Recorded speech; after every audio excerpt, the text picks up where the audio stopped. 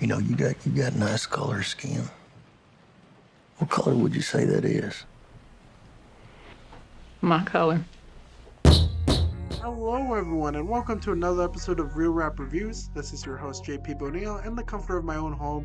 Usually I'm in studio, but I really want to do a review of this film so badly, so this is a non-spoiler review of Killers of the Flower Moon. There will be a spoilers review later on this week with my co-host Javi and my friend Brand in the studio, better sound quality, so be sure to check that out. Also, like and subscribe, I would appreciate it a lot. But anyways, let's not waste any more time. This is Killers of the Flower Moon, the newest film from the legendary Martin Scorsese, starring Leonardo DiCaprio, Robert De Niro, and Lily Gladstone. And wow, guys, just an amazing movie. Just an amazing movie. One of the best movie theater experiences I had, and it is also the longest. Let me get that out of the way first. This is a very, very, very long movie, 3 hours and 27 minutes. So be sure to use the bathroom before or after the movie. Get your snacks and everything settled before that, because you do not want to miss a single moment of this movie. The pacing and the content of the film really make it worth it to go throughout that whole 3 hours and 27 minutes. I promise you, it is fantastic. You do not want to miss a moment. Like I said, just wonderfully well done. Let's get into what the movie is about. The movie is about the 1920s Osage murders, and it follows one of the perpetrators, Ernest Burkhart, who is a former World War I soldier and is moving in with his uncle to rebuild his life. His uncle is a man that portrays himself as a kind of generous man, and the Osage community sees him that way as well.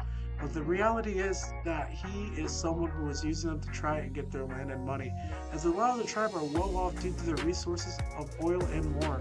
In fact, the film goes into detail more about how so many white men here did heavily take advantage of the Osage tribe, as many of them would marry women in the tribe and begin to slowly kill them so that they would be able to have full ownership of their money and land. Pretty messed up stuff, but this is the 1920s. It is what happened in our history, sadly.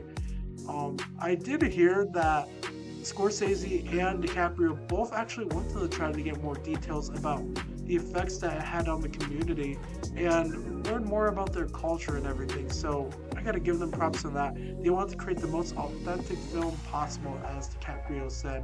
And that's something I really love and appreciate, because from a historical perspective, it just really, really helps the movie a lot. And like I said, it is a fantastic film.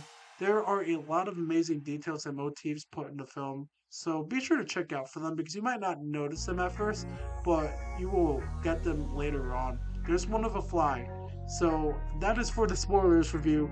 I will go more into that, but it is just really, really well done. Now, to go to the next part, the acting, top tier. I feel like there's a lot of people my age that don't know how good of an actor Robert De Niro is. I'm 22, and mostly in my lifetime, Robert De Niro has starred in really bad comedies a lot of the time. You know, there's a War with Grandpa, Dirty Grandpa, just movies where you don't really see the Academy Award winning actor that he is. But wow, with this, Joker and the Irishman, he's back. He's back, guys. Like, he went all out, but I think personally that this is even better than his role in Joker and the Irishman. He does such a great job portraying this man who is just evil, absolutely evil, but so fake as well. He portrays himself as someone who cares about the community and loves the community, but the reality is he doesn't care, and you can tell like he kind of believes his own BS at times. Like, he is just such a sociopath. Just well done acting by Robert De Niro. The real person was the same way too, just so tone deaf, so evil, and he does such a great job making you absolutely hate him in this movie.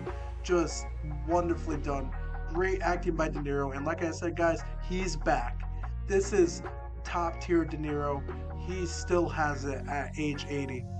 And Leonardo DiCaprio is another person who does great in his role as Ernest, just portrays Ernest well. He's a guy he kind of feels like he's mixed on the whole thing, because he does want that money and he does want that land. He wants to get richer, but you could tell he does love his wife Molly, who he's kind of married to her because he does want to steal her land and money. But you can tell there's also a bit of love in there too, a lot of love in there too.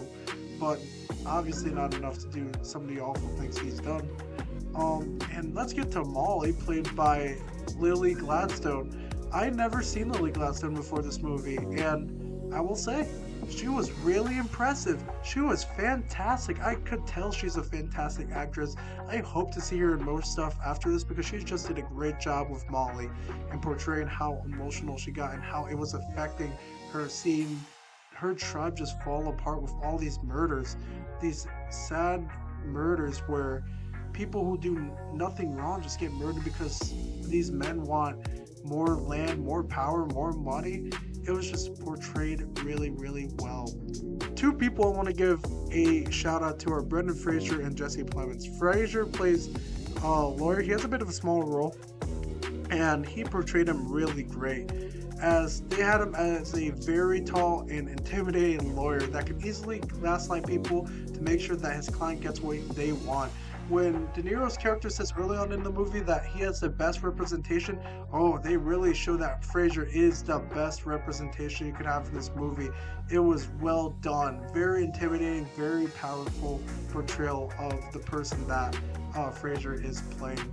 And Plemons is another character who does a great job in this movie. Not too much screen time compared to the others, but he does really, really well. And I'm not surprised. You guys might know him from Breaking Bad as Todd, for those who've never seen him before. He was also in Black Mirror as well.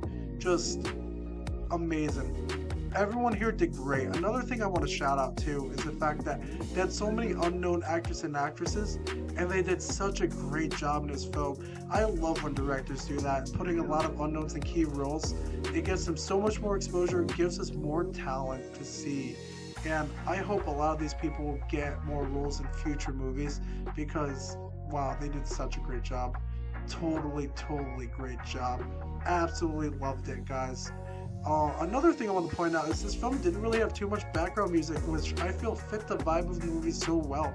It was a pretty quiet movie for the most part. Of course, there's some music at some parts, but it's pretty quiet, and it really helped fit the vibe a lot. Like I said, it's just something, a small detail that I really want to point out because it was really good. And overall, as expected of Martin Scorsese, it's just really well directed. Absolutely fantastic. I've said that so much on this podcast or episode of Real Rap Reviews, and it's just true. It's just great. This could win an Oscar. This is gonna be a challenge to Oppenheimer. They will both be fighting for that spot as Academy Award winning Best Picture because those movies are great. Like, these two movies are top tier. I'm telling you guys, just absolutely fantastic, absolute treat. If you love your history, be sure to check this out because it goes into such great detail, just amazing moments in this movie. Very powerful movie. It's such a very powerful message and really just shows a lot of the disgusting things that would happen in this time. Seeing minorities get taken land and money away from them through such disgusting acts. And like I said, Scorsese just does a great job capturing that. But anyways, guys, this movie, I rate it 5 stars. Oppenheimer and Spider-Man Across the Spider-Verse are the only movies that have had 5 stars for me this year. Just, it deserves a 5 out of 5 rating. Just fantastic overall. But yeah, guys, I definitely recommend this movie. Be sure to check it out. I recommend it in Dolby, but I know it's a pretty pricey one. Movie theater tickets are very expensive, so I don't blame you going in there. But you know, Dolby and IMAX is definitely the best experience you can get with this film. But yeah, 5 out of 5 stars. This has been JP Bonilla. Thank you for watching this episode of Real Rap Reviews. And like I said earlier, be sure to like and subscribe. I definitely appreciate y'all watching, and be sure to check out the podcast later on this week. Love you guys. See you guys later. And this has been Real Rap Reviews. No one ever cared what you said, but to say that means never listening to what mom say. Always had a dream of living at my mom's place. Always hesitate when it came to putting on the wrong face. When it came to putting it on face. When it came to building up a better being, but a better being. Never been in the back of your thoughts. Never ever thought you'd ever see them, but I bet that you were heated, but you scream in the back of your thoughts. Nightmares and dreams in the back of your thoughts. Life with a meaning.